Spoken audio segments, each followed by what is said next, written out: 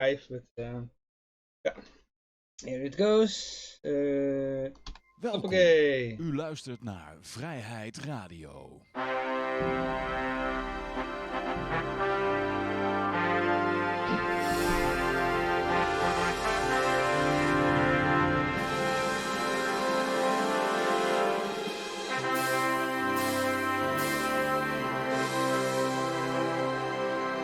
Yes, ladies and gentlemen, thank you for listening. This is Freedom Radio, and we are live now with John Liberty and Yoshi Lifo, and my name is Johan. Yeah, that's just my Facebook pseudonym, so everyone knows. Real name's R.L. Breyer. I don't give Facebook any information, so. Okay. So we call you John, RL or yeah, everyone. I go with Mr. RL? Liberty. Okay. Is that okay, Mr. Liberty? I like that too. That's cool. Yeah. All right. Yeah, most people on social media know you for promoting your book. Yeah. Yeah, you wrote a book on crypto or on Bitcoin. Yeah, I've written 2 books now, actually. Blockchain Project Renaissance 1 and 2. They're not real long books, 50 pages each. And I put the first one out in 2018, and then the second one, or late 2017, early 2018, and then the second one I put out 2019. So yeah, and then I've written a lot about blockchain and part of the Epic Cash community too. It's a privacy coin, so doing a lot. I've written the bulk of their blog, and try to stay busy in blockchain. But there's people still reading books? Yeah, actually, it's kind of surprising how many people still read. I think being able to send them out as a PDF or, helps a lot. So being able to take them on the go and stuff, people like to have them for the plane, or I get a lot of people that mention that, or traveling. So yeah, people still read. Okay, yeah. By the way, we have a chat, so if people have questions, you can put them in the chat. Yoshi, you I am take looking. a look? I'm having a look. Yeah. All right. And you can also you can also break into the show with Tipping. tipbitcoin.cash. Yeah, tipbitcoin.cash, and then you can also do the short URL. It's down below in the Twitch screen. Yeah. Yeah, nice. But you were very early in Bitcoin. Yeah, huh? I came across it in late 2009, and I don't really remember if it was an article or a YouTube video or where I found it, but I remember where I was. I was in my college college house, and a friend of mine was sleeping on my futon at that point, and we had a good conversation about it and whether it was feasible, because him and I were both getting into more like politics and stuff. I was a Ron Paul guy, and he led me to the Austrian school. And then before the election, he basically turned me into an anarcho-capitalist. So then, the natural thing to do was to get more interested in Bitcoin following that. So I'm not going to, in 2010, 2011 is when I really got really interested and started posting about it every day, pretty much on Facebook, and putting out the buy Bitcoin, posts and stuff like that. But unfortunately, I wasn't part of like the early Bitcoin talk forum or anything. I didn't even know about it at that point, to be honest. And like I said, unfortunate. I could have maybe had some conversations with Satoshi or back and forth, but yeah. So then in like 2017, I started seeing that's when I decided to I had enough knowledge about the Austrian school and just blockchain, seeing it, mature. I saw people being ripped off with like the BitConnects and stuff. So I was talking to a friend online, and I was like, "Hey, if I wrote this book, would you buy a copy or would you read it?" And he said yes. So I said, "Hey, I'm gonna write it," and he paid for it right then. And I wrote the book, and then that just led me into more writing, and then working for or becoming a part of the Epic Cash community too. So I'm really interested in freedom, like you guys, and privacy. Hey, let me ask you, the Epic Cash, does that have the smiley face logo? No, that's I think that's Mimblewimble coin you're thinking of, maybe. No. That's there's Epic Cash. The developer is called something like Yanislav. I don't really remember it correctly, but I spoke with him one day, and it Oh, was really? Is it or not? Do you know the I developer don't of think this coin? that's. I'm not familiar with him. Maybe that's one of the developers. I don't know. I don't. I think. I don't know. I don't know every single person that works on the tech, like the actual devs. I do more of like the writing stuff, but All right. I'm just now that you say I it, just know Epic the Cash. main dev. I That's not. think it's not the same coin because otherwise you would have known. Yeah, you might be thinking of Grin or Beam. No. I think I know which Beam. one you're talking Oh, about, but okay. that's Okay. not the one. That's not the one. Okay. No, it was a developer I met in Liberland in 2015 who was then developing what I believe he called Epic Cash, and it was a Oh, smart. okay. Well, there was an Epic coin that preceded Epic Cash, Oh, and really? yeah, and now Epic Cash launched last September, so might not be same the same crew. Is the swap happening? I might, let me check. Epic coin. But yeah, you can look for Epic Coin then. But you saw a lot of projects coming and going. Can you mention some things that are worth mentioning? Yeah, sure. I remember it's funny looking back because back in 2000, the early last decade, like 2009, 2010, even like up to like 2012, there wasn't a whole lot of information about cryptocurrency, and it was really just Bitcoin at that point, you know. So you could pretty much look at everything for the entire week, maybe in a few hours. I remember that. I thought that a lot of people don't realize that. And now you couldn't even digest all of the information about one project, one of the bigger projects in a few days, over a few Yeah. days. It comes out And in a there day is or a two. lot more fake news as well in the last couple Right. of years. In the beginning, all the information that you found was truthful, and you could, take it as real. And today, that's a lot different. There's a lot of FUD out there. Absolutely. Yeah, that's one thing that this space is since it's matured, it's become less of like the I think we're all anarchists here, anarcho-capitalist, or whatever your title is, or we all have similar beliefs in freedom, I think. But in the early days, it was all of us, and yeah, we've sort of we've had so much success. We've like brought along people that aren't of our mindset now, and it is weird. And I think some of these people just they're speculators, or they just have these scams in mind. So yeah, you have to. That's, like I said, that's one of the reasons I started writing more specifically about blockchain and stuff. Is I wanted to make sure that people weren't getting ripped off by a lot of these people. That's what I was pointing to. All the scams. You already mentioned BitConnect. Yeah. A lot of other ones. Yeah, and I remember like in 2010 or 11, it was like, well, are we late to Bitcoin? There was that debate whether you were late to Bitcoin. It was like $1, and people were like, "Well, we already missed it. It's up whatever percentage." And everyone was starting to already look for altcoins. Like I remember one was called Cork Coin. I don't know if you guys remember Cork Coin or not. No, I don't know that one. Yeah, and they had we mention floppy coin very often.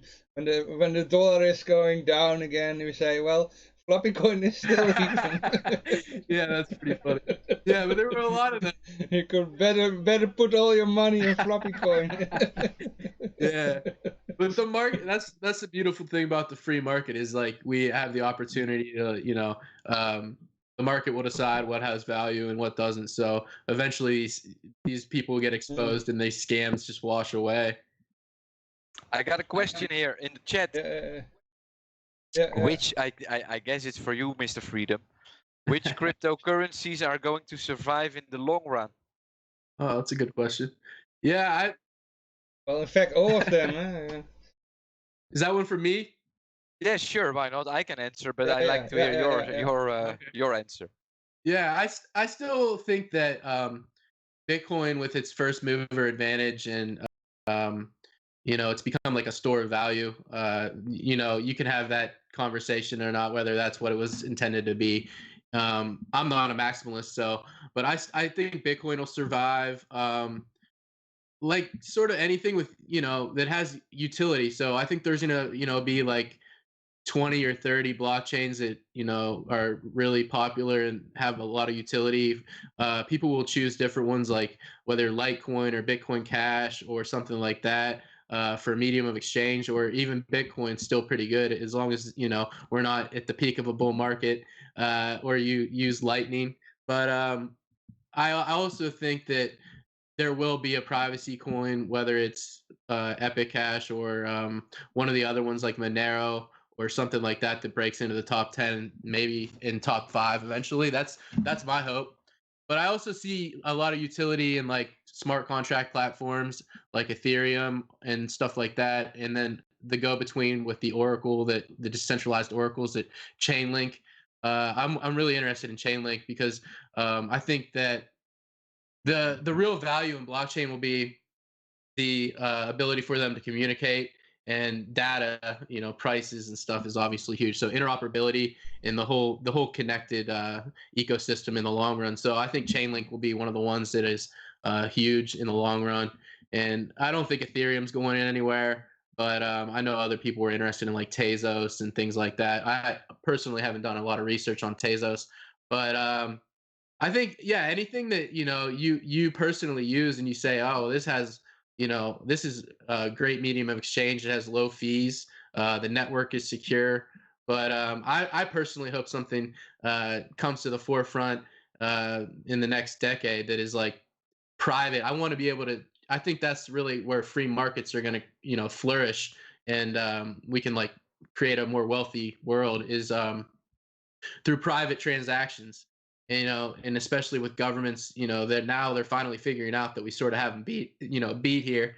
um, they're gonna not all of them are gonna be comfortable with that. So I think private, any privacy coin is gonna be a pretty good bet. But if you want to, Bitcoin, I don't think Bitcoin, you can really go wrong with Bitcoin in the long run either. It's been pretty tested over the last decade and doesn't seem to be breakable. But exactly that privacy feature in Bitcoin is what's problematic, isn't it? I agree with you 100%. Yeah, if I was just going to store value, bet on a store of value, it would be Bitcoin. But as far as transactions, like doing business and stuff, I think it's good to definitely do it on a blockchain that lends itself towards privacy. But I also see like Litecoin. They're doing the Mimblewimble add-on. I don't know if you guys are familiar with that, but they're I didn't know that. No. yeah, they're working on that right now. Some news just came out the other day about it. I didn't get to read that, but yeah, so they've been working on it for a while, I think, and I don't know how close they are, but I guess that's going to be an option, like an add-on option. So maybe the exchanges won't be as come down as hard on like the privacy coins if it's an option. So that's something Yeah. interesting to look at too. It's a statement that also Roger Ver likes to make. He makes the statement that he is in crypto for privacy reasons as well. And then there are privacy coins like Zcash, like Monero, like many others. But if the privacy is a built-in thing, for example, Monero is not allowed to trade in, I believe, Japan. It's not allowed to trade in the United Kingdom. I'm not 100% sure on the United Kingdom, but I am on Japan. And then, well, that stops the adoption because the government is going to block a coin that is specifically used for privacy. And then Roger Ver continues by saying, on Bitcoin Cash, we have the cash shuffle, so you can opt in to privacy, but it's not written in the code. So that makes it a lot more difficult for governments to block it. Right? And then Right. if you are going to shuffle your coins, okay, you commit a felony or whatever, but Mm. it's your choice. It's not a they need to get the people that shuffle basically, but not the entire blockchain. So that was a good point by Roger that I liked of him. And in fact, no coin will ever die if they have a blockchain. There might come a point that nobody's using it, but as long there's a blockchain, maybe for 20 years the coin will not be used, but then somebody put on the miner again, then the coin comes alive again. That's also Yeah, true. it's Yeah, interesting. A lot of people, turned against Roger, but I'm not one of those people. I still share a lot of the same beliefs as him, so I think he has a lot to offer. And yeah, I agree with the majority. I I get a lot of hate myself sometimes because you make statements that people don't like to hear about. So I can only imagine what a guy like Roger must get in his mailbox every day.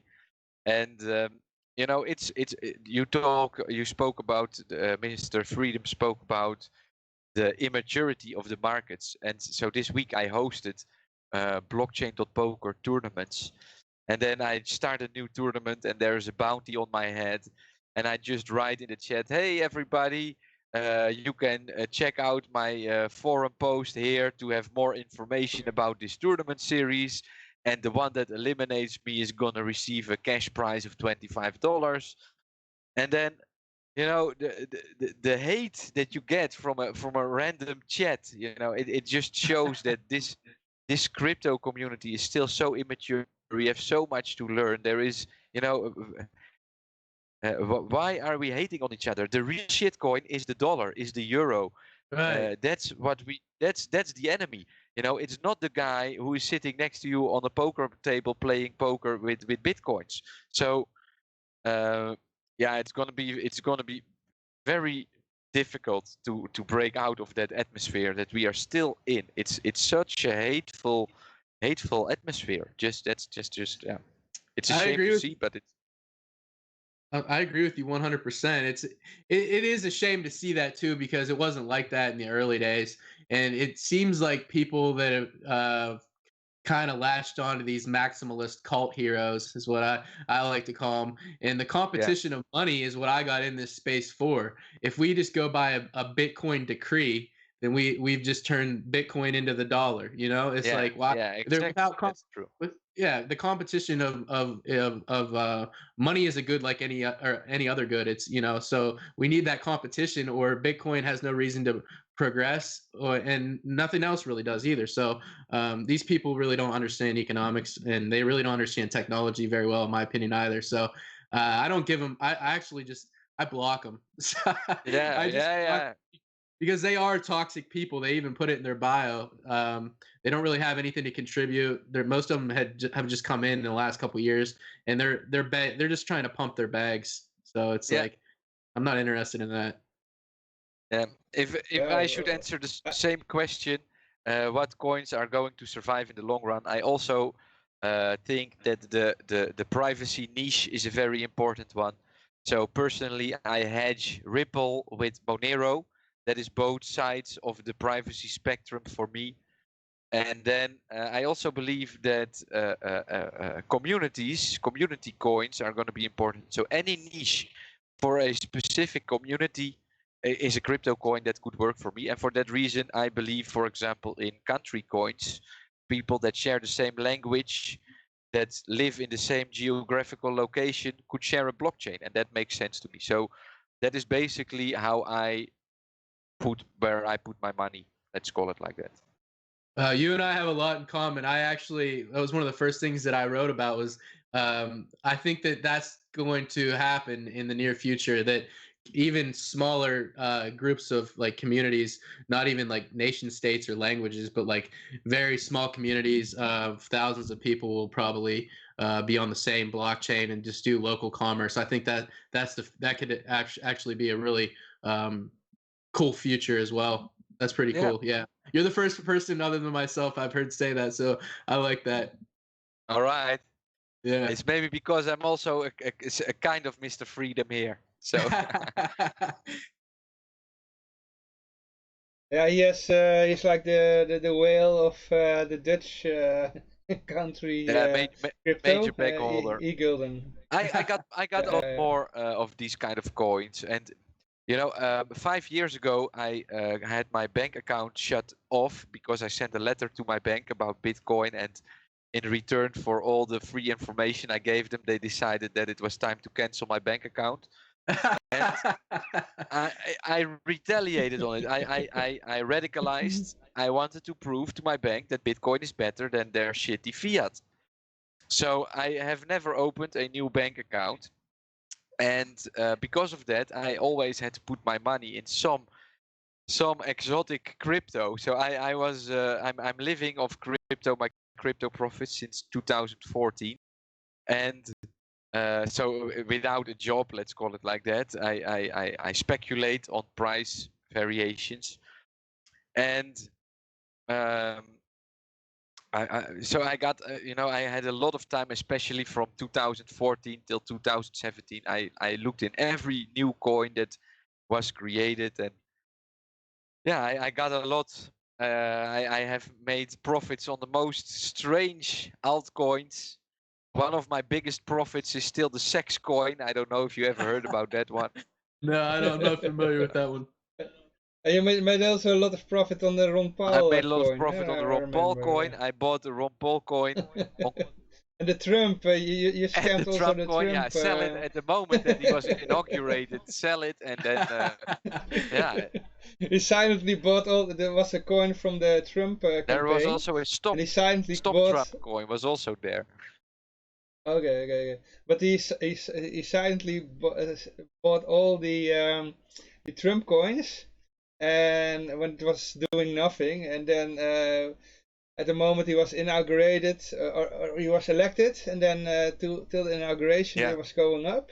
Well, Yoshi, No, it's your story. it's just like Tell it. many other things. For example, the sex coin is a maybe more interesting story. So I saw that a niche for purpose of, for example, webcam sex, right? There is a lot of market for that. So I started to buy those coins. I think 1,000 for a cent, right? And then one day Max Kaiser tweeted about it, that this niche market was the sex coin was the first one that could clearly go to 1 billion because of all the market within sex and blah blah blah. And in the 48 hours that followed on that tweet, the price went to 20 cents per coin. That's when I broke €1 million for the first time in my life. So amazing. Yeah, that's awesome. You're a true renegade. It's cool to be on with people that are like also so interested in freedom and have been around and seen all this stuff too. It's pretty. You don't get to talk to. You don't get three people like that together very often. So it's I've basically been living on the internet since 2014. You have to see it like that. I got my own stream running now as well, and I can also announce that 2 years ago I had a very big moment which could have changed my life incredibly. It was I still like to say that it's a $70 million opportunity that I missed out on. That doesn't mean that it's not ever coming back, but in the last 2 years I could have, gained a lot more popularity if I would have taken that money at that moment. But if I would have, then for the rest of my life I would only have been lied to, and I'm still very happy that I don't. Well, let's just say the freedom I have today is because I didn't go for the money. And okay. it's a little bit of a shame because a lot of people were hoping or relying on me having that money. But again, the opportunity is still there. I made a video about it today, actually, so you can go to my YouTube channel and see me talking in the camera. That's what I do. I walk around the planet and I talk a little bit about what I see happening. Now, okay, but now about John. John yes, is the guest. sorry. No, I'll definitely check that out. Tell more about your story. Tell more about your story. Oh, just ask me whatever you want. Yeah. Okay. Yeah. have you been mining cryptos? Have you been mining cryptos? No, I'm not a miner. I never really was a miner. I did. It's funny. I was set up a full node really early on before I really even knew what I was doing. In 2010 was when I set up the first full node, and I was just running it on a Mac Mini. And I don't know how familiar you guys are with the Mac Mini, but it's just like it's one of the cheaper It might be the cheapest. I think it's the cheapest Apple desktop. So, but they're nice. They're very small, and I was running on then back when it was still a regular hard drive. So that you had the spinning hard drive in there. Well, I apparently overloaded the computer even back then when the blockchain wasn't very big, running that node, and it crashed. So a lot of the coins, the early coins under $1, didn't make it through that. But that's a little, yeah. That's we all had these interesting stories that we've learned over the years, like security and all that stuff. But I'm glad I made those mistakes back then and not when it was, the price was a lot higher. Yeah. Yeah, maybe this is a question that a lot of people are asking. What is happening with all the bitcoins that get lost? Well, they're in the ether forever. They just made us all a little bit a little bit more wealthy that are holding Bitcoin, and that's really the beauty of it. Is it's not that people losing money is good, but and I'm one of those people, like I said, but we all donated a little bit to the deflationary model, I guess you could say. Yeah. It's a learning. It's a learning moment, right? And you have to learn from your mistakes, and it's new to everybody. And yeah, that's nice. But they once the losing of coins a lot of times. You're gonna, or the fractions, if you're just moving. That's the best thing to do to tell somebody new if they're listening, is just make sure if you're just getting into any cryptocurrency and you're moving the money around, get it onto a hardware wallet, or get it in, get somebody that you trust. I don't even really recommend that. Educate yourself about how to make maybe a paper wallet, or I have a friend over in where's Sweden, and he sells little stainless steel tablets, and it's an engraving process, so you can engrave that, and then put them in a fireproof safe maybe, or something like that. You can get creative with your security, but that's something that I would recommend. Yeah, but not in a web wallet with a password called blah blah. No, I wouldn't recommend that at all. Because that was the ones I told you about, the early ones. I had one of the first websites wallets. There were all my coins, and I had this password called blah blah. Somebody broke it. But it was still there. It was still there. Yeah. I moved them out in 2013. When you were buying your beers. When you were buying your beers. No. I didn't buy the beers. Actually, but later on I put them on Cryptsy, and that's where a lot of them are sold, and I had like 1 Bitcoin on Cryptsy. Cryptsy was a huge and I loss. forgot about it. Cryptsy is still one of my biggest losses today. A lot bigger than Cryptopia. Yeah, we can talk about all the coins that have gone by the wayside, but it's also interesting. There should be an obituary list of exchanges somewhere. That's another one. Yeah. But how many have you lost that way? There were quite a few on that first hard drive, I think. It's hard to remember the exact number since it was over a decade ago, or around a decade now, but not something I like to really revisit. Not as bad as the 10,000 pizza guy, I'll say that. So, but it wasn't something that I would like to. It's not a fond memory. he got his pizza. He knew what he was doing. I mean, if he can pay, he did it twice as well. So I guess he had more than 20,000 bitcoins when he did it. So yeah, I've seen some interviews with him since then. It's pretty. He seems like he doesn't want to talk about it. But hopefully, I think he still did okay. Like you said, I think he still. But without that's something that a lot of people that are just getting into Bitcoin, they don't even know that story. They don't know about the Silk Road. They don't know any of that stuff. And without the free market aspect, we wouldn't even be here. You know what I mean? We wouldn't even be having these conversations. Like maybe we would, but the other people that are coming in today, they wouldn't even be around. So people that want to like write off that part of history about the Silk Road and the early anarcho-capitalist ideas of this are like they're way off base, in my opinion. A lot of it is the FUD from mainstream media. I mean, if you talk with the average debt slave, as I like to refer to them, they always talk about how Bitcoin crashed, and today they are probably reading it again.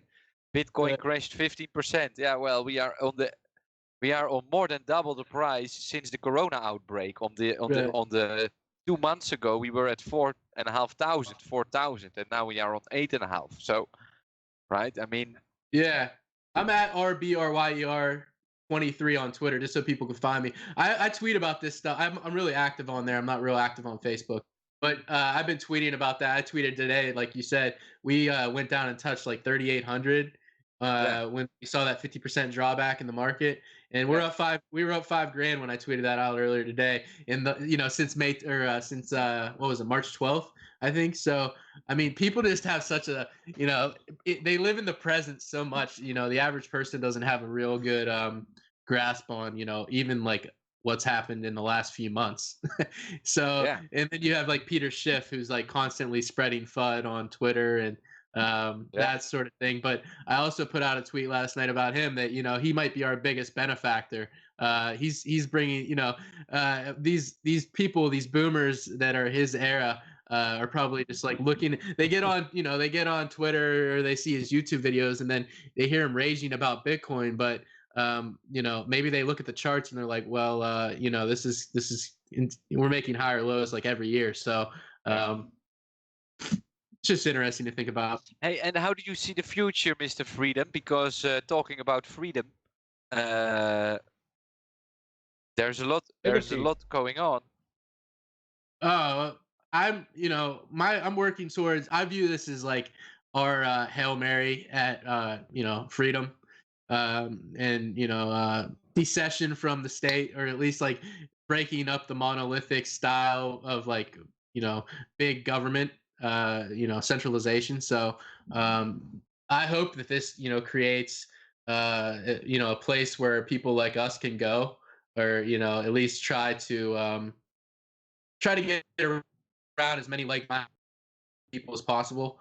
And I'm more of like a Rothbardian, part a lot, and I've read a lot of his stuff. And I kind of feel like a lot like he did.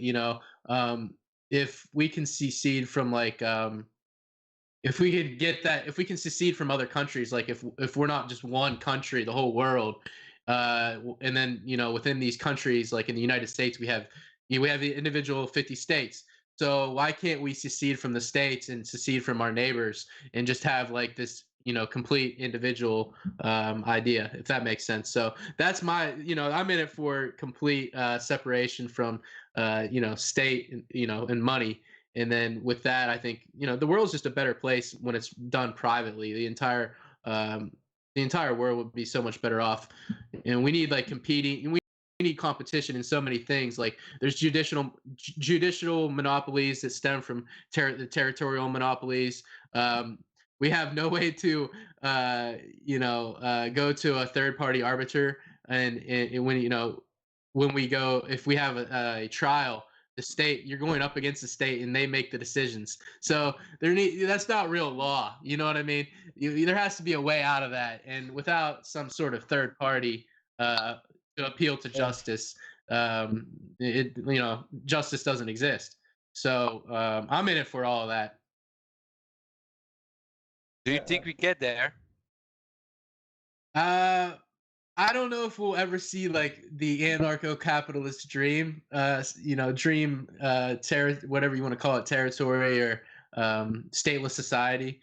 But my hope is that over time we'll like chip away maybe, and we'll have some sort of like area where, I mean, you already kind of see it. There's certain places like Liberland and places around the world, like where anarcho-capitalists head, like Anarchapulco or whatever it may be, places like that, little enclaves of capitalism and free markets that we can all like work towards. But I don't know if we'll ever see, like, there's just too much.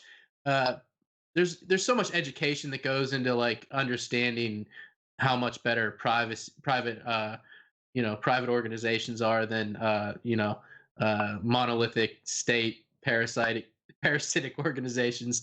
And then a lot of it has to do with like education at a young age too. So I think homeschool and private school is obviously superior to sending your kids to like some government run prison camp for 12 years or whatever.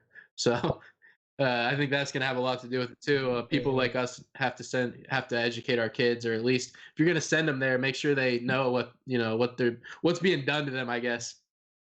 Yeah. Yeah. Yeah, but about the Bitcoin price that you mentioned earlier today, but if you look to Bitcoin and also other coins from an more like a business perspective, I mean, if you use Bitcoin Core, the BTC version, to send money from one side to the other, I mean then PayPal is cheaper and faster. I Right? haven't had that personal. I have to say I don't use PayPal, so I don't know if I it's faster. actually But do. I have a small business where I okay. have to take PayPal, so it's not something I want to do, but a lot of people like to pay in PayPal. So, but yeah, it's still cheaper to do on-chain transactions with BTC. But Bitcoin is yeah, still cheaper. it's far cheaper. The majority, I mean, right now, I use mostly Bitcoin Cash. It's I mean, way cheaper yeah, and faster. ECH is probably a little bit cheaper, maybe, but it's honestly like a penny or two. We're talking about pretty small difference. But I don't have anything against Bitcoin Cash either. Like I've used Bitcoin Cash. I like Bitcoin Cash. I'm just not like a uh, Bitcoin Cash proponent per se. But like I said, I like Roger Ver, and BCH has. I mean, BCH is doing some cool stuff too. I mean, uh, I I love the whole ecosystem that's like working towards freedom. So the one thing I like about BCH is obviously Roger's so involved, and we share so many of the same ideas. It's like I have a hard time. But it's not his coin, by the way. Yeah, that's what Not his yeah, coin. he said that. He's very enthusiastic about it. But yeah, well, I remember that I was using Bitcoin for a while, but I guess it was in 2017 or 19 or 18 that I stopped using it because the fees were so high and it took so long before it arrived. That's why when I started looking for other alternatives like a Litecoin, and eventually I ended up in Bitcoin Cash. Yeah. There you send something and in the same second it arrives. Right. Yeah, Yeah. I look for alternatives and everything too. Litecoin was actually the second one I got into. I was probably one of the first 1,000 people in Litecoin. So I mean, who knows what number, but I was interested in that pretty early too. Like I was talking about, a lot of people thought that they didn't have enough Bitcoin, or they just wanted to get in on something from the ground level. And I thought Litecoin was a cool idea too. So there's a lot of cool alternatives out there. And I still hear stories from people sending like money with Bitcoin Core, the BTC version, and they have the fees. They didn't pay enough fees, so transaction gets stuck in the meme pool. Yeah, I've heard those nightmare stories too, and I've maybe had that happen like once or twice, but it doesn't seem to be a huge problem. But I also have to say that I'm not like the biggest fan of Blockstream and what they're doing. I think some of the maximalism has come out of them. So I think they've kind of tried to monopolize a little bit of the Bitcoin. Yeah, people argue with me that that altcoins should be run on the Bitcoin through Blockstream and their side chains. And I mean that's not competition. That's the same organism. You're just growing out of it. Real competition comes from different parties, not the same branch. So that doesn't make any sense to me. I had my most expensive Bitcoin Core transaction was made in December 2017, when in euro value it was approximately $50, but it was I didn't buy a coffee. Let's just say it like that. Yeah. And, I want to show you this It's my wallet. One of the this is the Coinomi wallet. This is my first replaced by free transaction. I'm not sure if you can see it. I'm already waiting now since it doesn't say. Maybe I can click it. It's replaced by another transaction. I can give the transaction ID, but it's still waiting on a confirmation. When did you send it? No, this is never coming in. This happened approximately 1.5 months ago or something. Wow. And then I called the guy. I said, "Look, man, your transaction fee is too low." "Oh, don't worry, I'll increase it." So he did a double spend on himself basically and sent me that. And you know, for the reliability of a payment system, it's just not done. That's what I believe, because this transaction, if I don't understand what's happening, I am completely new. I just have a transaction in my wallet, and then I'm waiting. But if I'm selling stuff, right? If I'm selling Corona beer, for example, cheers, guys. One Corona a day keeps the doctor away. And if I'm buying that from somebody with Bitcoin and I send him the Bitcoins and then I say, yeah, look, it's in, or it just needs to get confirmed. Don't worry, I'm gonna walk away now. And then I do a replaced by free transaction on myself.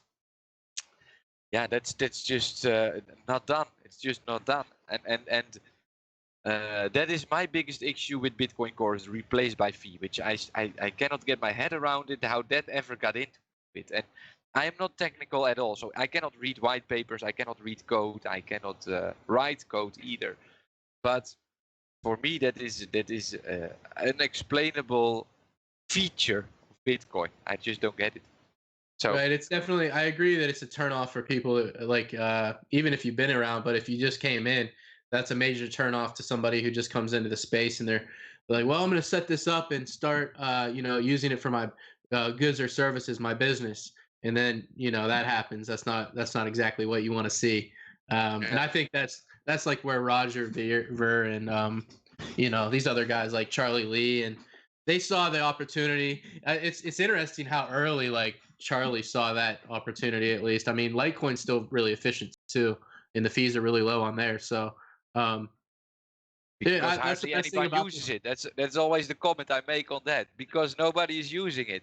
And going forward in that, people always ask which cryptocurrencies are going to survive in the long run, was the question also today. So I think that all these cryptocurrencies are going to survive because we all need each other. There is not one cryptocurrency that can economy. It's simply too complicated for one crypto coin.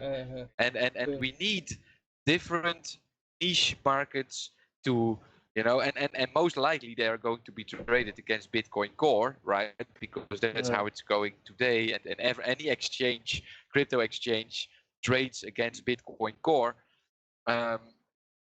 But we need so much more capacity to serve the world. So there is a lot of bright future. There is a very bright future for any crypto coin with a dedicated community. Let's call it like that. I agree with you. That's how I see it. Yeah, and then they all have pros and cons. Like Bitcoin, the network is obviously the largest. I mean, I think, well, Ethereum might have more nodes, but as far as like just people, around the world holding Bitcoin and the first mover advantage, and there's pros and cons to every single argument. That's the beautiful thing about this space, is that it really does drive innovation, and the competition is why I love it so much. I just can't stand these people that come in and they're like, they've been in crypto for like 2 years maybe, and they think that they're like, they just look at these cult heroes. And then it's funny because you look at like Trace Mayer, who was I'm pretty sure a self-proclaimed Bitcoin maximalist, and then he went and promoted I don't know if that's the proper word, talked about Mimblewimble coin, and I'm pretty sure he's a part of that community. He's like disappeared from like Twitter and stuff, I think, but they like ate him alive. Like it's just like such a toxic community, the maximalist community, that they like they're just going to eat, that community is just going to eat itself alive, like the whole community. So if you don't fall in line with, whoever the leader is or whatever that idea is, and they're not going to get anything done. They're not going to My work with idea other. about the coin maximalists is always that they most likely are very technical and they don't have a clue about the economy. That's just my conclusion about it. Yeah, that's Hey, possible Mr. too. Freedom, Yeah. Mr. Freedom, another question comes to my mind. I'm looking at the block explorer of Bitcoin Core, and we are currently 180 blocks out of the next halving. Yeah. That is with 144 blocks per day, approximately, well, let's say 30 hours from now, that we're going to see that.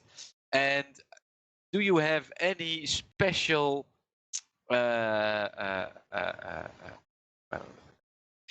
any special vision that you want to share with us about that event?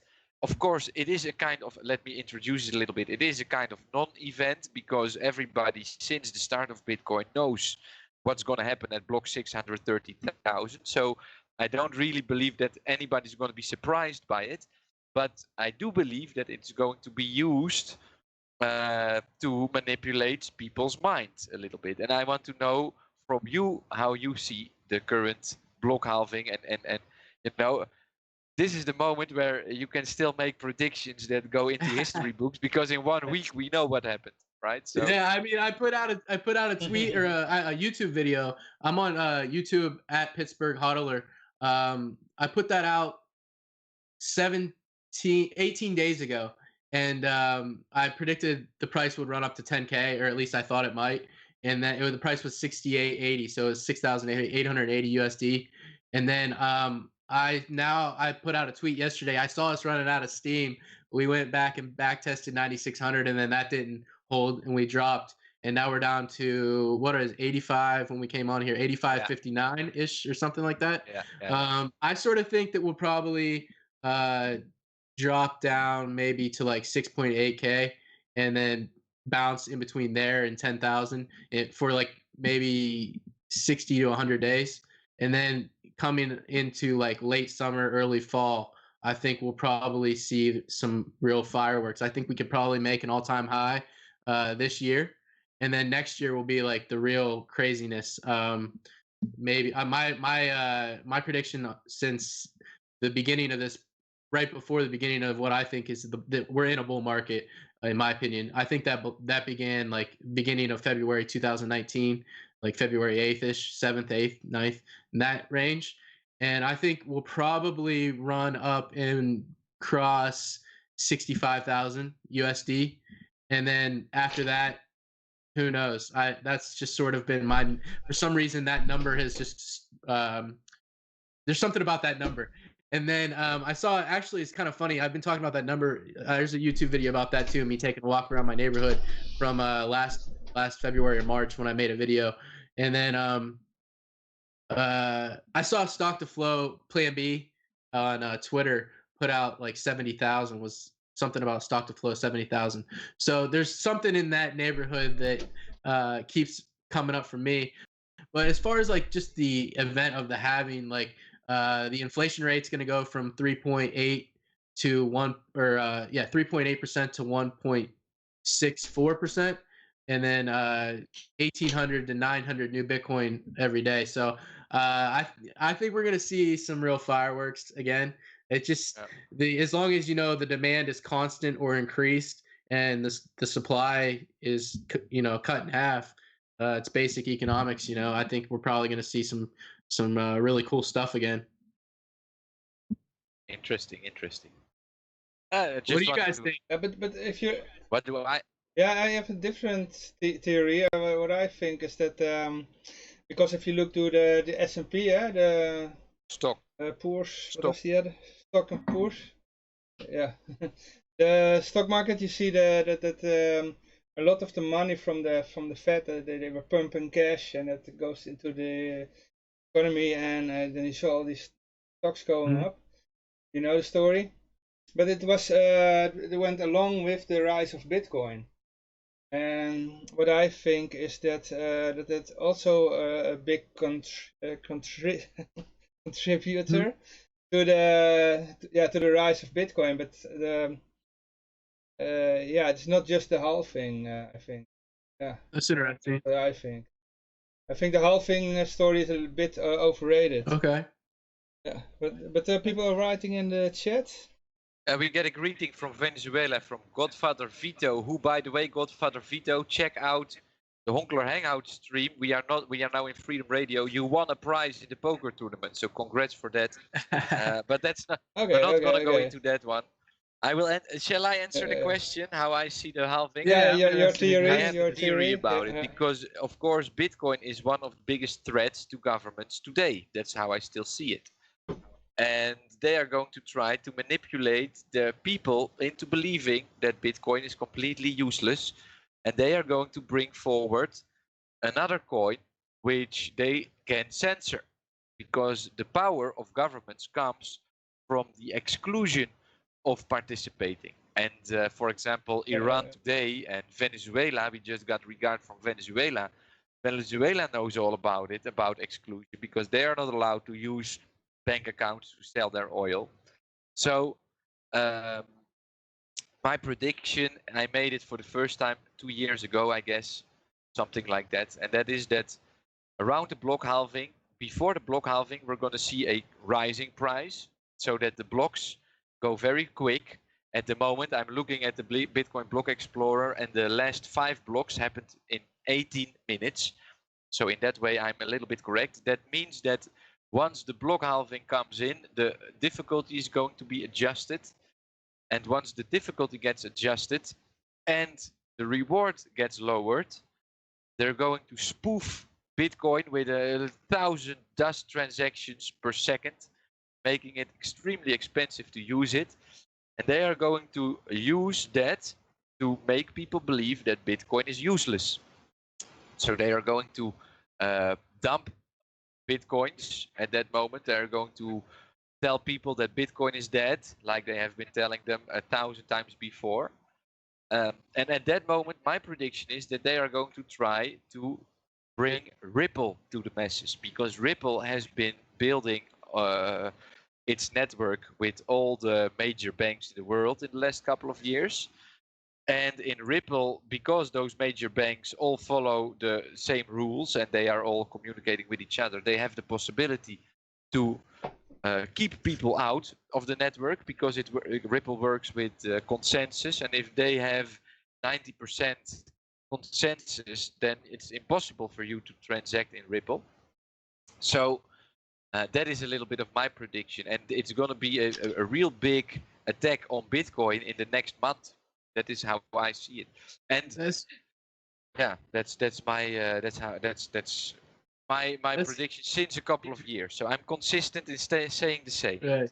Yeah, that's very interesting. I agree with you on the nation states. That's actually how I started out my first book.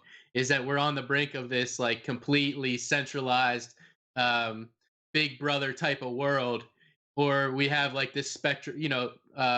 Decentralization is a spectrum, and on that spectrum is like within it is obviously another another spectrum of decentralization. So classic TV, where people got their news, was versus YouTube is decentralized, but like now we have the blockchain, and the blockchain has alternatives like Steemit, for example, things like that. So I agree that people won't give up trying to break Bitcoin per se, and that it definitely won't, that's not over with. I also see, like you mentioned, Venezuela. Shout out to the guy in Venezuela. There's a lot of people who love crypto there. I know Dash is really big there. I think that more countries are definitely going to move. They're going to have efforts towards their own cryptocurrencies, which won't be cryptocurrencies at all. They'll just be centralized, like the Petro or something like that. So that's definitely going to be a big thing. People like us doing our best, putting this content out and educating people that are getting into crypto, and really teaching them what a blockchain is. Just really basic things that a lot of the people, we're like the 1% still of people that understand blockchain technology. But yeah, so if you want to read my books, I'm gonna selfless plug here, BRYER.io. I have a bookstore set up on there. I talk a lot about. Sounds like we all share a lot of the same ideas, so I'm sure the people out there would probably enjoy them. It's to me this is like freedom. This is like why I'm in this space. I mean, obviously, you know, it doesn't hurt that this has become an asset class of its own over time. But in the beginning, I remember these conversations we had with people, and they would like laugh in your face and just call you the worst names. Bitcoin will never be $1. I remember that conversation. I like it's yesterday. That's one thing I do remember. Just like sitting where I was when I found Bitcoin, I remember that conversation, and it's just so funny how far we've come in a decade. It'll be really cool to see if we continue this. You still meet the people that were telling you this, that Bitcoin will never become more than $1? You still see them? Actually, I know I can think of a few right off the top of my head. Yeah, but I'm sure you guys at one point, or maybe you still do. You're like the people at the party or the get together that are like talking about Bitcoin and freedom or whatever whatever cryptocurrency you like. You're always gonna meet that person that just isn't ready to hear it, loves the state. Well, I also made some mistakes. Like I remember in the time just before the fall of Mt. Gox, the Bitcoin was going to $1,000, and I was on a party, and I was showing people. I was just into Bitcoin, and I was showing people on my phone like it was going up, and I was saying it's going to $1 million. I still think I'm actually in the belief club. I think it could hit $1 million someday. I still believe that. Yeah, but it's because of the inflation rate of the dollar. Because the question is, what can you buy with $1 million at that moment? Oh yeah. We have a question. Yeah, that's true. We have a question in the chat. Yeah. Can you give me the link once more for the book? Oh yeah, it's absolutely BRYER.io. That's my website. But Yoshi, there are a lot of it's going wild in the chat. No, it's not going wild, happening? Johan. It's not going wild. There were a few questions about John McAfee. Yeah, well, I hope that you could ask that one, because maybe you have the chat of McAfee more clear in your mind. Somebody asked some shows ago, you had an interview with John McAfee. That's like 2 months ago now. He made some Bitcoin predictions. How do you think about his crypto visions? But I forgot what because I only remember him talking about Corona. Well, he was eating his dick. If Bitcoin wasn't going to the 1 million later, he said he's eating his dick if it's not going to the 2 million. And then he said, well, I was just entertainment. I was just trying to attract people into the Bitcoin atmosphere. Right. So he's not eating his dick. And then he said, well, Bitcoin is a shitcoin. Yeah, that's his latest statement. That's true. He talked about Bitcoin as a shitcoin. Yeah. He's now more into Ethereum. Yeah, John. But that's also what I wanted to say, because like you see all kinds of innovation happening to the cryptocurrency world. Cardano have big plans. We still are waiting for it. And Ethereum. And Bitcoin Cash is also a lot of things happening. But Bitcoin is still Bitcoin. Well, I think, let me ask you, Mr. Freedom, about the Lightning Network. You already mentioned that you have smaller fees when using the Lightning Network. I don't get it. I don't get why you want to use it. It's a third party. I'm not the biggest proponent of the Lightning Network either. It is an alternative. I'm not going to lie to you. It's not my favorite thing either, though. It's not the easiest thing to use. And then it's just another thing for people that really don't understand cryptocurrency. It's an additional thing to learn. So I do agree. But it is there for people that are in the Bitcoin OG club if they want to use it and send money pretty cheaply. But it's not my cup of tea either. I'd rather do my transactions on chain as well.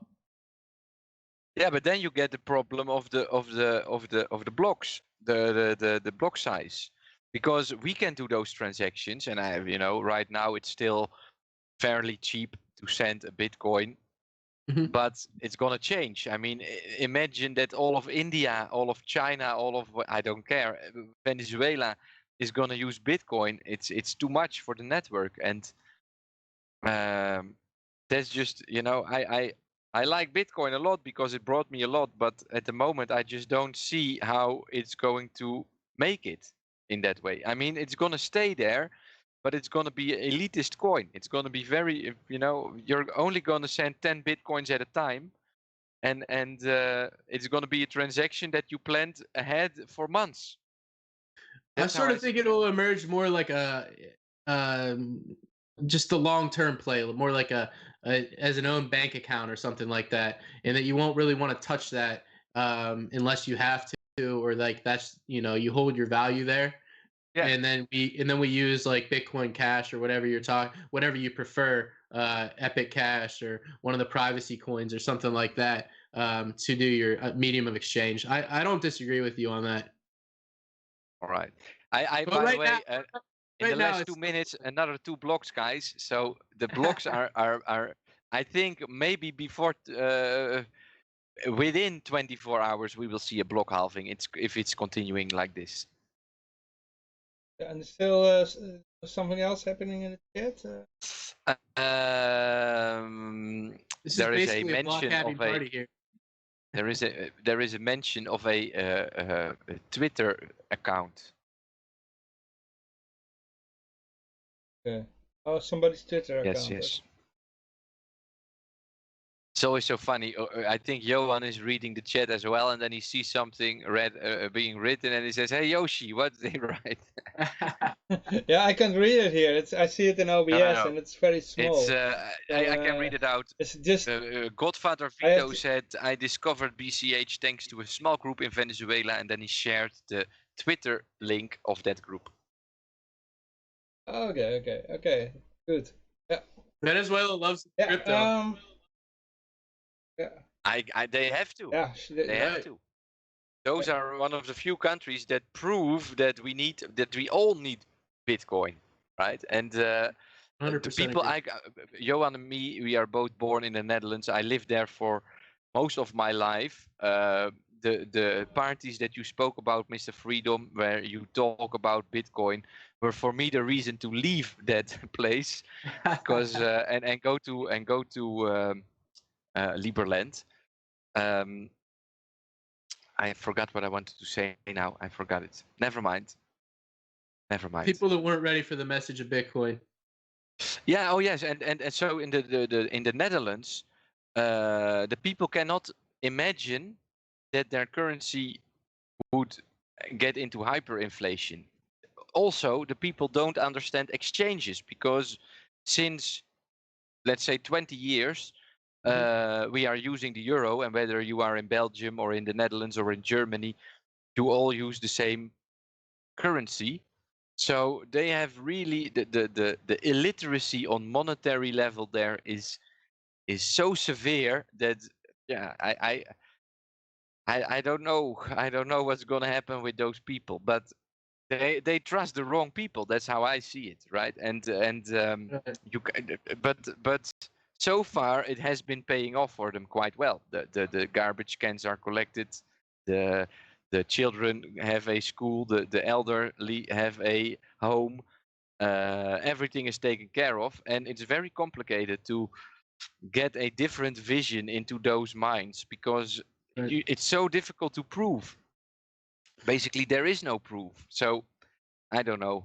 Well, I always just tell people to look at history. Voltaire has that famous quote, or at least it's attributed to him, that all fiat or paper money reverts to its real value, zero. So as long the longer a nation goes on, the more likely it's the government officials can't seem to escape that need or desire, not really need, but desire to steal purchasing power and money through inflation. So people learn the hard way. Unfortunately, that's just the way the world is, I guess. I guess so too. Yeah. I guess so too. Yeah.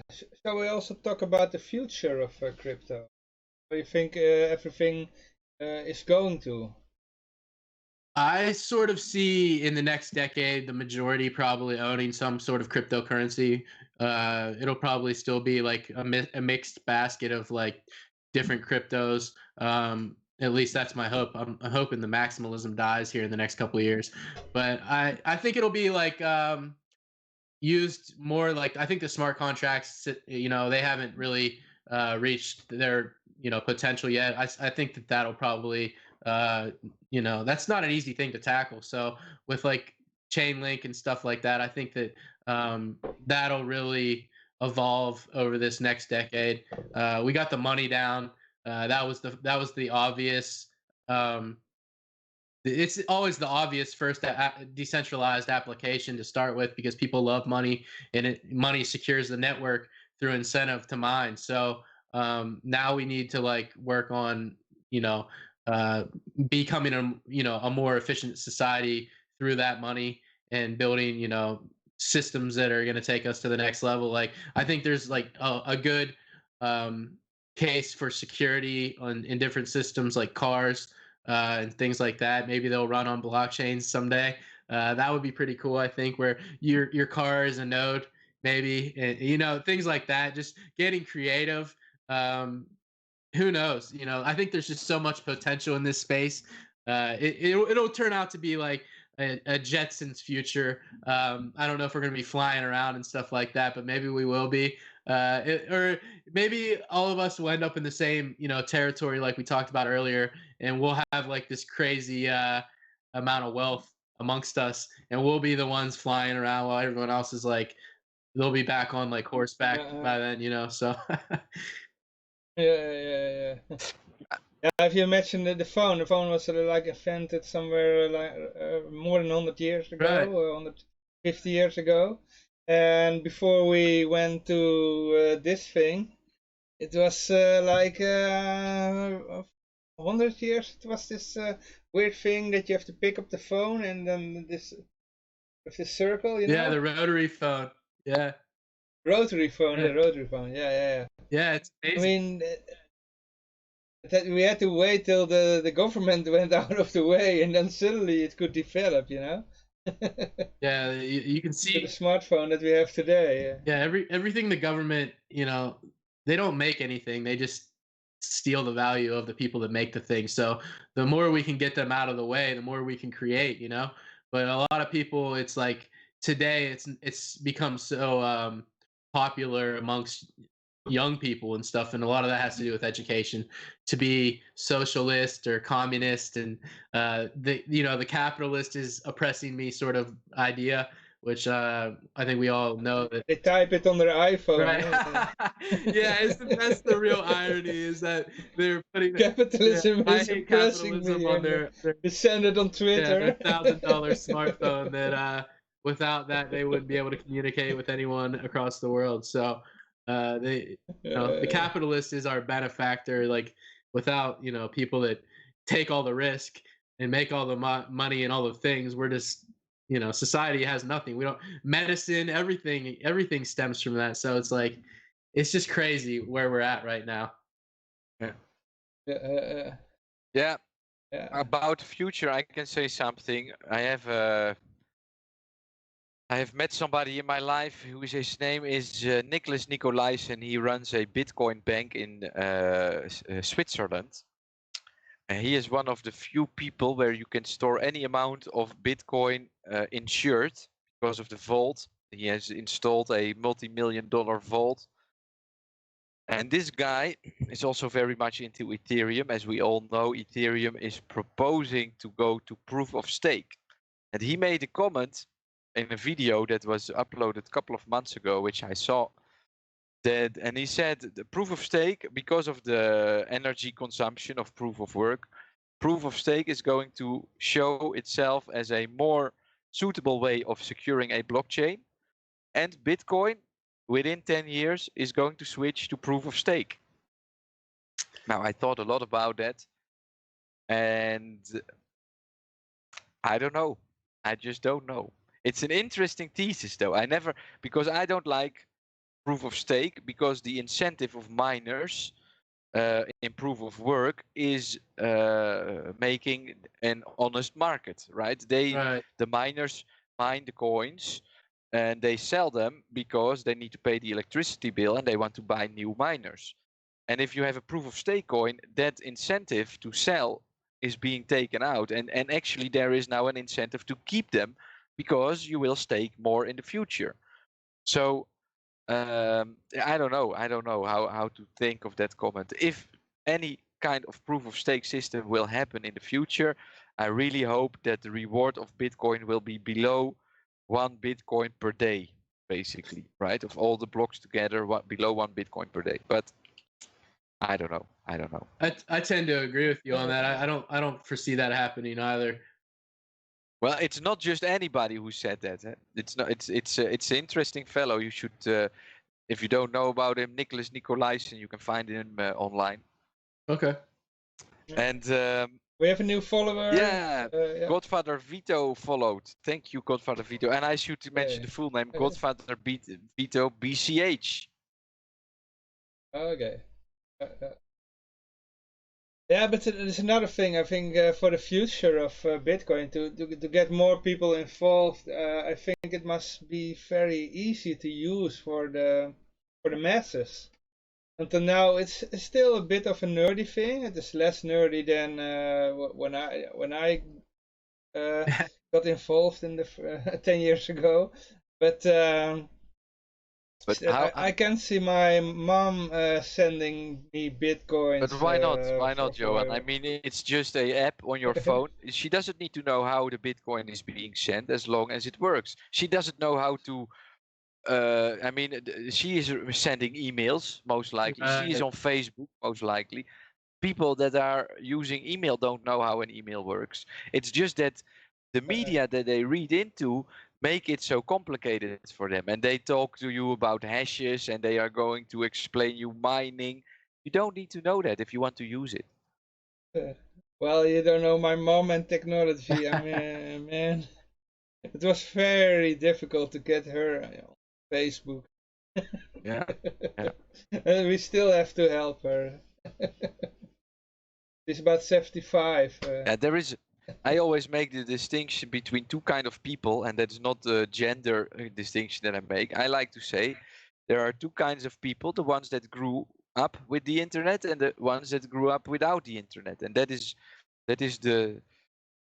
how I divide the world basically. And the ones that grew up without the internet all are brainwashed by television, and or not all of them, but at least in the Western nations, most of them. And it's very complicated to explain them why Bitcoin is working, because they don't understand money, they don't understand technology. All they understand is how to switch on television and watch the news, and they believe what's being said there, and that's their life. And so far, it has been working. So I don't know. I for Western nations, I see a lot of negative events in the future because of Bitcoin. Basically, the entire nation state is falling apart as we speak. We can see it today with Corona. I don't believe Corona is anything. I don't think that the measures taken for Corona today are really to our health, right? I believe that I call it on my stream COVID 1984, and I believe that it's a build up to a global currency reset. And that's what's really happening, and this is just a aggressive flu that they like to present to us as very dangerous, but anybody below the age of 50, I don't think they have to be so scared of it, right? I'm not scared of it. I don't think that I will die from Corona at all. But that's definitely what's in the news there today. Maybe all the beers that you drink. Sorry? Yeah, maybe if I drink enough of it, that might. Yeah, that's the thing. Once you give up your liberties, you're not going to get them back. So you don't just get to you don't get to ask for them back. It's not like, hey, can we have these back? They're gone. So people need to really, they need vigilance, eternal vigilance. That's how you secure freedom over time, is and people have become, like you mentioned, television, so infatuated with television, and you learn that all the networks or TV movies come from like If you have the 5 internet, groups. Yeah. if you have the internet, if you use the internet, because if you're just gonna watch television, they're not gonna tell you that. Right. Yeah, yeah. I agree with you 100%. So, that's another reason that when people like us post things on Facebook, if you have like family members or stuff, or like friends that you grew up with that don't maybe share the same free market ideas, they think you're crazy. They really don't, because like you said again, you talk to them, you ask them what money is, they can't even tell you one property of money. Like money was defined really early on in civilization. It goes back. You look at Aristotle. Aristotle talked about the 5 characteristics or properties of sound money. Scarcity, portability, durability, which uniformity, and which is fungibility, and whatever the last one is that I'm missing. Anyways, you ask somebody on the street what they are, they can't tell you. So it's like, Yeah. It's an uphill battle to get people into Bitcoin, but I think or crypto for that matter. But one of the things that is in our favor is that people see the difference in the disparity in wealth. Like they see the price go up and they wonder why. So they see somebody with a Lamborghini, or the memes, they see the memes and they're like, wow, I'm interested. So that's one way to bring people in. It might not be the best way, but at least they come in and they're like, they learn about, I've seen a lot of people learn about sound money and Austrian economics through that. So that we have that in our corner, I guess. Yeah. That's just like Ron Paul, a gateway to capitalism. Yeah. By the way, Yes. Ron Paul also the owner of a Liberland passport. Ron Paul is the man. And Bitcoin. And Bitcoin. Took And him I 10 years actually tried to use send some him Ron Bitcoin, Paul yeah. coin, but I never got a response. Okay. Yeah, I know. He probably is He the will. spoke at the Liberland anniversary, I think, right? There was a digital meetup, yes. Yeah, my buddy Eugene, I do a podcast with him. He's in Belarus, and he was the MC of that event, I think, or one of the MCs. Oh, cool. All right. Well, Yeah. to be honest, my current state of affairs with Liberland is that I am persona non grata, and the president wants to get rid of me because I want elections. So just to let you know, I'm trying to get Roger Ver on my show, for example, but I think he's not coming because of that. And it's just complicated. This is again the moment that I had 2 years ago where I could have made that 70 million. And if I would have done that, then that situation today would have been a lot different. But that's how it is. That's how it is. It's all good, guys. We are getting there at some way. Absolutely. We're trying to get victory by bitching each other. I'm not trying to bitch. I'm being bitched. No. I mean, in general, Too much shit goes wrong at the moment still with Liberland. You see the crypto community, and they are all busy throwing mud at each other. Not everybody, but I'm some. always asking myself, who is doing that? Is that really the people in Bitcoin, or is it banks that go into Bitcoin that just want to create? They live from the divide and conquer principle. So let's create a lot of hate. Let's create a lot of FUD. Let's create. Just sent in one of our puppets, and they make this theory that there should only be one coin. Yeah. That is an interesting thing.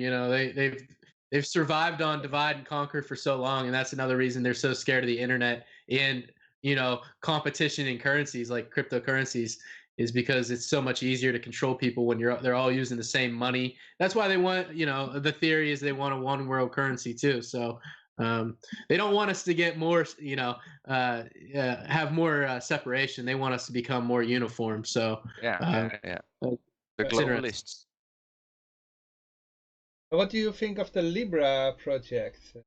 I'm not particularly in favor of Facebook's project, but I do think it would be interesting from the standpoint that they maybe would add a Bitcoin option to their wallet or some alternative options to Libra, but I don't know how likely that is. I mean, if they're creating their own coin, probably they'll probably just want to put that coin on their site. Who knows? But maybe it creates, sparks more interest just about cryptocurrencies if that button is on their messenger. So I believe if something like it ever would happen, because it's 2 years ago or something that they announced it, and since Yeah. then half of the people already stopped developing with them. But I really see in Ripple the biggest enemy of the freedom in a way. And Ripples has 100 billion Ripple that they are going to spread around to whomever they want on. And they're just going to buy into Facebook as well. And they're going to say, hey, Facebook, if you're going to accept crypto, use it with Ripple. And you can accept Bitcoin through Ripple, right? And yeah, that way the powers that still are going to try and the cryptocurrency innovation is also a very dangerous one, right? We are using it now for freedom because it's the early days and it's nobody really understands it. But once the governments catch up, it could really be used for evil, and all the freedom could be gone. So it's a very delicate matter. We really have to be careful about what in the end we're going to use. And I I have a very hard head. I see a very but that's not the best thing to say in English maybe, but I have a difficult time comprehending how people are really going to choose for their freedom if they are so brainwashed by television. Yeah, sorry No, for that I comment. understand that point. Yeah, no, I understand that point. It's a Dutch saying in Yeah, English. it's similar, literally yeah. translate. Yeah, well, the hard-headed thing, it just means you're stubborn in English. But Yeah. Oh, all right. I'm glad that yeah, it yeah. means something. I was thinking about something else. But Ripple, I try not to speak badly or poorly about projects, but I'm definitely not, as you can tell, I'm about decentralization and stuff. And I agree. Ripple is, you look at what's his name, Jed McCaleb, I think started Ripple, and then he went to Stellar, and these are just like huge, coins with huge supplies that are.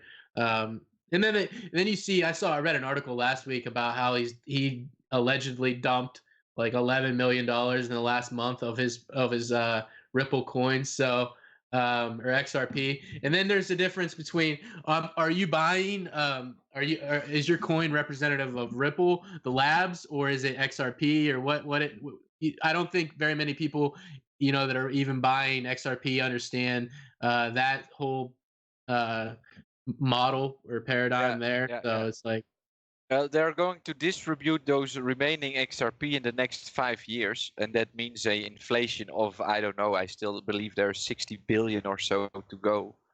The fact that it hit like $3.50 or whatever it got up to at one point, I told a friend he bought. I was pleading with him when he first got into crypto. This is like when Ripple came out and it was the last bull run. I'm like, listen, that's the one I would stay away from. He bought it, and he's like, I'm just gonna let it run up, and he held and held, and I'm like, you need to get rid of that. And now it's 19 cents, I think, when we got on here today. I don't think we might never see another 50-cent XRP. So I don't know. A dollar seems really out in left field right now. It doesn't seem like it's ever going to get back there. I don't know. I made it to the national newspaper because of XRP. I was called late November 2017 by a journalist who asked me, so you are in crypto for all this time? Yes, I'm in crypto and all this time. And now it's running up. Should people still buy it? I said, well, if you're going to buy, for example, a Bitcoin, you have access to all these alternative markets. And personally, I think people should still buy it, whether it's 20,000 or not, because at least you're more diversified than before. Mm-hmm. And I said, but personally, I'm putting all my money on Ripple at the moment. And then we had a conversation about Ripple. At that moment, Ripple did 1,200 Satoshis. And I did the interview. 4 weeks went by. Ripple shot up to 20,000 Satoshi, $3.50 for euro, something like that. And then on the 3rd of January, 4th of January, they published that interview where I'm bullish on Ripple at the price of $4 per Ripple. So 2 weeks later, when Bitcoin or when Bitcoin crashed and Ripple went down, I got so much hate mail of people telling me that I am promoting Ripple and now they are losing money. And for me, when I saw my name in the newspaper with that interview, it was the moment to sell. It was very clear that that was the moment that I should get rid of it. So I did. I dumped all of it at $3.50. But yeah, I still really think that the money. You say that 50 cent per Ripple is not possible. The money is not a problem for a Ripple because they have the group of people that creates the money. So if they want to have $1 billion, they get it, right? So I don't know what to say about it. I really think in that Ripple is the biggest enemy of any freedom lover in a way, and that they do have the tools. They have a huge war chest, as Roger Ver likes to call it sometimes, right? And they have basically endless liquidity to pump that coin. And yeah, I think that it's the if they use all the media to sell it to the people, I think they could buy into it, and then what's gonna happen after that, I don't know. It's gonna be a more of a 1984 George Orwell kind of scenario. But yeah, I mean, we are just three guys here talking. What can we do if we are up against We can the look world to the media chat. and the banks? We can look to the chat. Something's happening. Somebody had a question about Libra. Some countries will ban Libra, says Godfather Vito BCH. The governments do not like that. Yet. The governments do not like that yet. If they manage to Libra to a level where they know about every transactions from anybody, the governments are gonna love it. That's my comment on that comment. Well, I have to say, Facebook is just an business. I think before Libra comes out, Facebook is done because less and less people use it. But now the boomer platform. Right. And then all the grandchildren are using it to communicate with their grandma. that's true. That's why I'm using it. Yeah, I happen to agree. I think Facebook's peaked. It's definitely. Yeah, it's because of their own policy of how they treat their customers. My first time of a Facebook ban happened about 1 month ago because I started my stream on the 3rd of March and I was so enthusiastic about that I shared that on Facebook in a little bit too many groups, and then my account was blocked for like a month.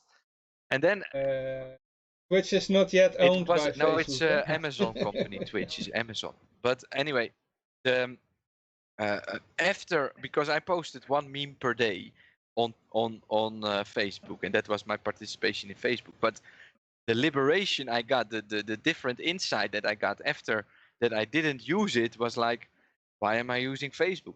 So we have another comment, guys. Should I read it out? Yeah. Godfather Vito BCH says, I like to buy your books with BCH, Mr. Freedom, but it is available only with PayPal. Oh no, the offline.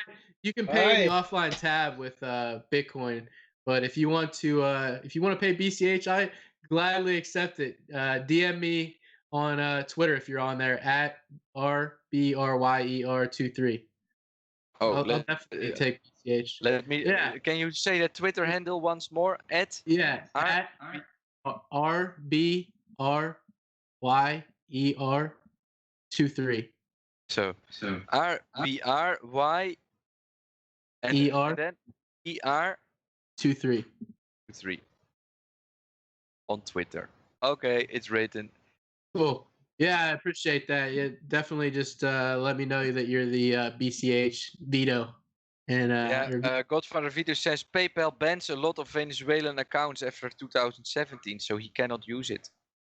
I'm not a PayPal guy either. I wish I didn't have to use it.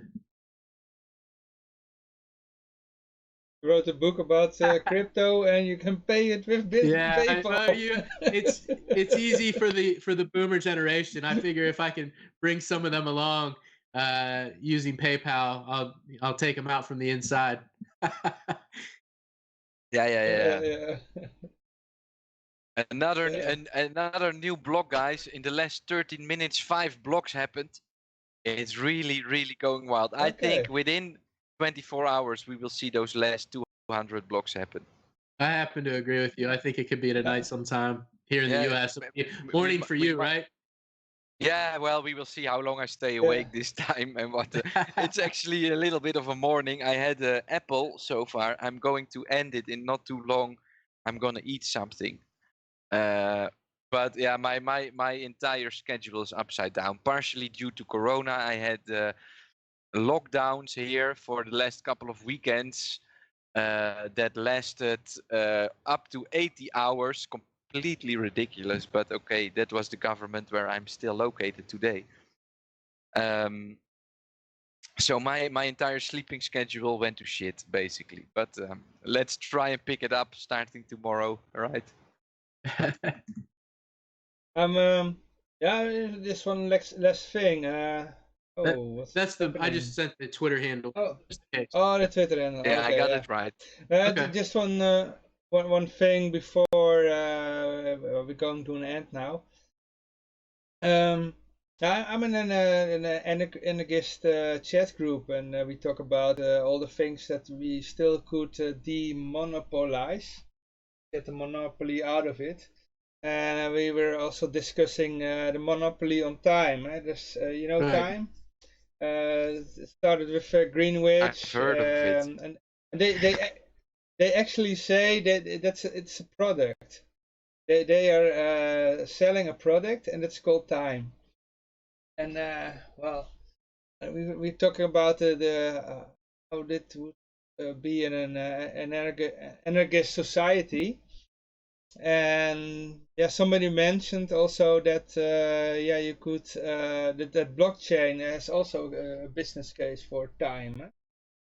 You can also say I made that case once, and I said back then that I think it was you, blockchain time. Yeah, why not? And then you meet it at block number so much. You say, oh, let's meet when Ethereum blocks hit. Could be. That's interesting. To your watch. I don't know. I have the Bitcoin Cash time. Yeah, it could be the most efficient clock. That's interesting to think about. Yeah. I hadn't thought of that one. That's cool. Yeah, because the time like we have it now, it's not efficient. It's not exact because every time you have to put the clock backwards or forwards, and you have once in a like some hours you have to put the clock a few seconds back, and it's a very weird time. Yeah, it's a decentralized system, so maybe it would keep the best time as well. Very interesting thought. That just blew my mind a little bit. I have to think about that. I can see that there's potential there. Yeah. Some people you have this religious group called the Satoshist. No, I call it Satoshism. Satoshism. Satoshism. Yeah. They see they have this Christ figure called Satoshi Nakamoto, and just like I made a video about that. Just like Jesus separates time, and you have a time before and after Christ. You have also a time before and after Satoshi Nakamoto. And the Genesis block, right? It's a Genesis block. Right. I mean, he really covered so many different bases, and even the Genesis, the idea of the Genesis block, the beginning of a new epoch. Yeah. I think a lot of my life to Satoshi. Who do you think Satoshi Nakamoto is? If I was a gambling man, I'd probably bet on a combination of Hal Finney. Right? No, I don't think so. I would have to put up my money on Hal Finney and Nick Szabo, a combination of them, and I think that's probably the most likely. If from what I've what all the research I've done, and just they were, Hal Finney was the first recipient of Bitcoin, and then you look at just what Nick Szabo did before that, and they were friends. They were part of the same cypherpunk group, and it doesn't seem like it's out of the realm of possibility that they work together. And then, but it's so hard to keep something like that a secret. But Hal's gone, so it might just be Nick, or it was just Hal, and it's most likely a combination of those two. Though, if I had to guess, I would think Let those me two. ask you. But they were both American, eh?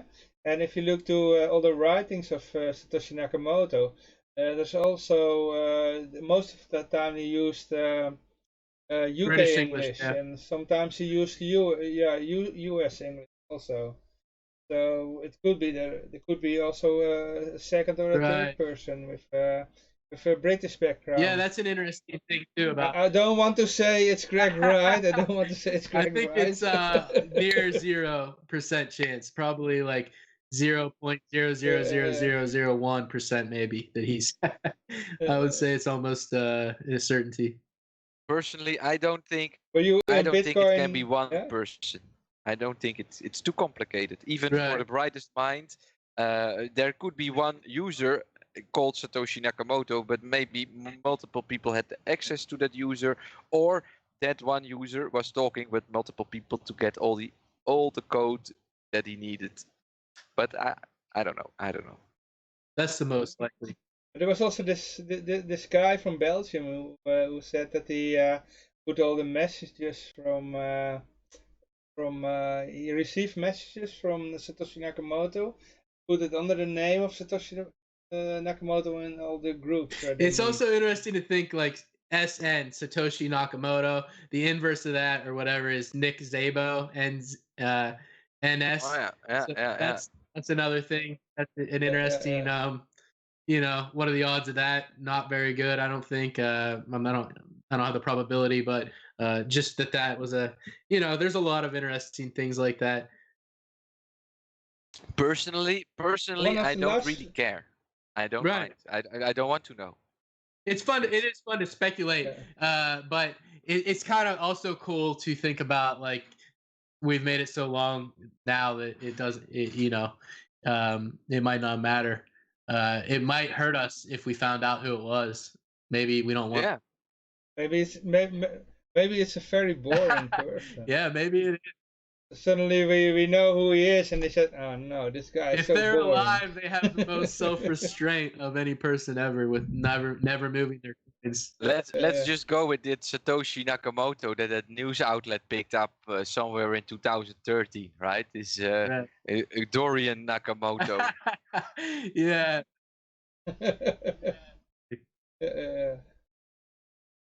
He's now working as a translator for Bitcoin Cash. For really? Bitcoin.com, I didn't know that. Cool. Yeah, he's translating news articles in Japanese. I didn't know that either.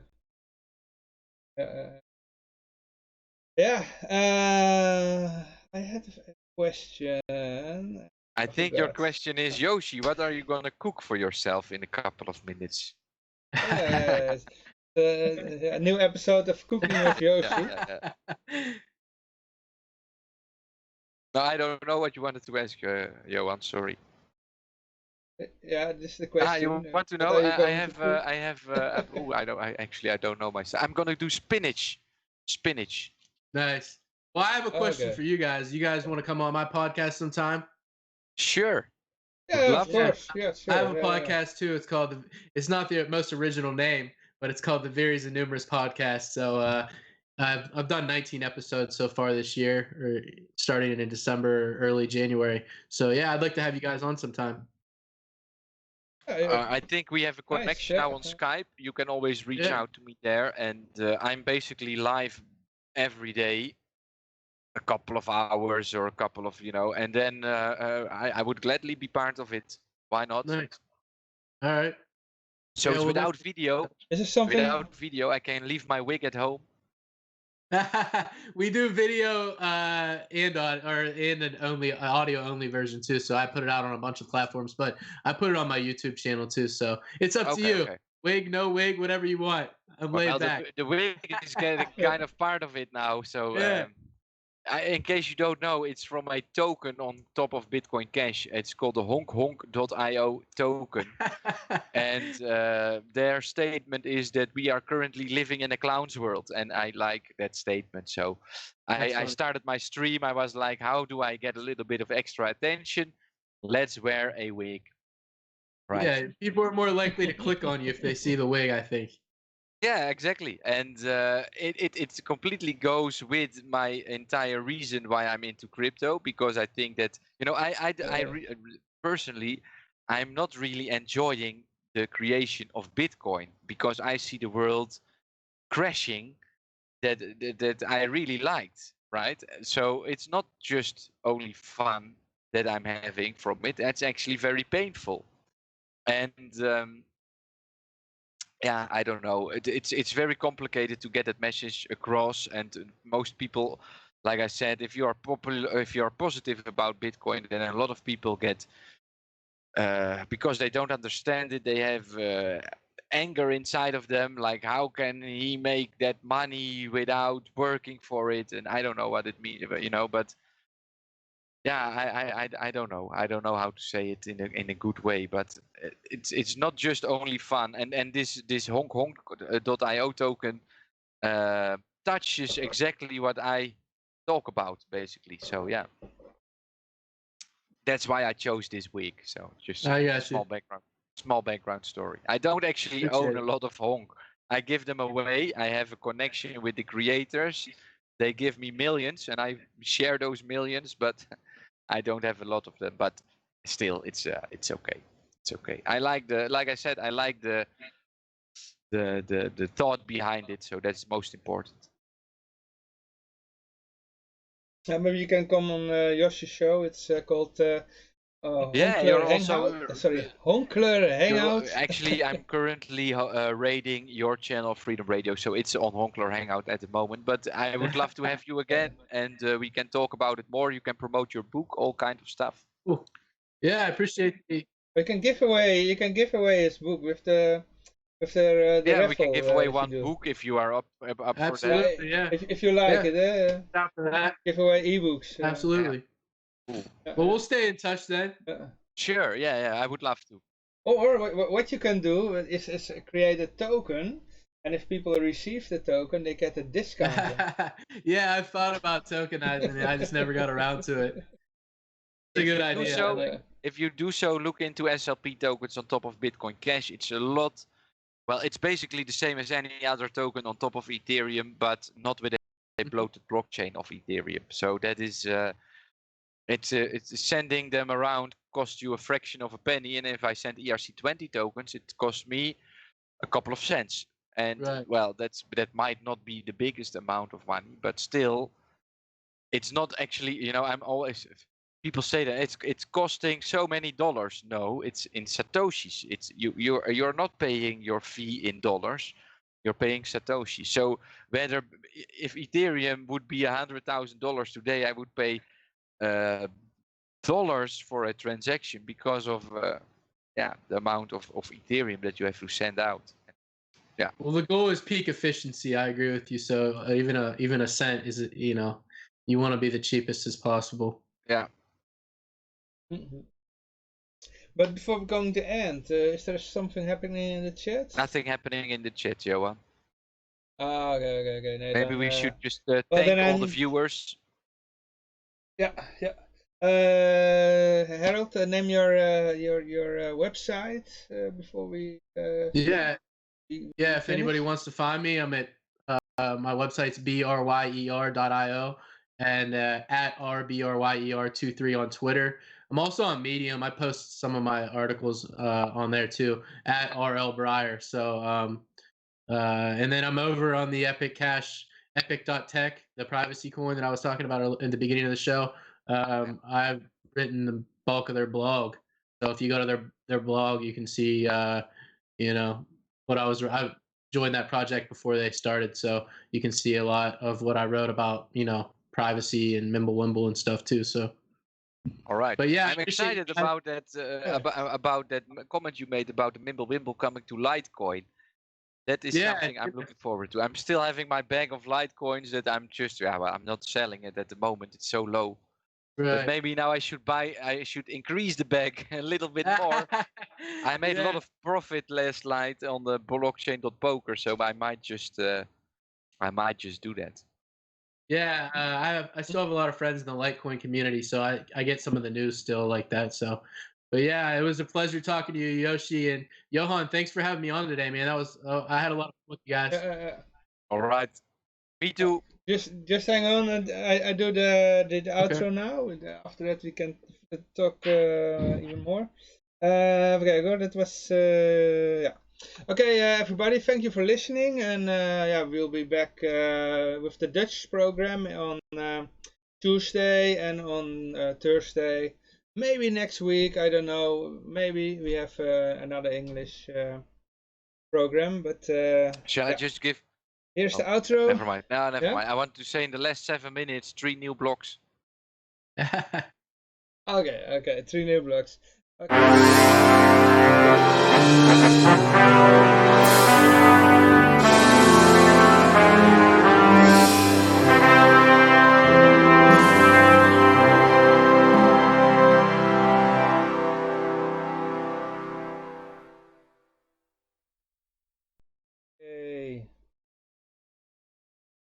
Yeah. If you like, we can talk something more, but I quit this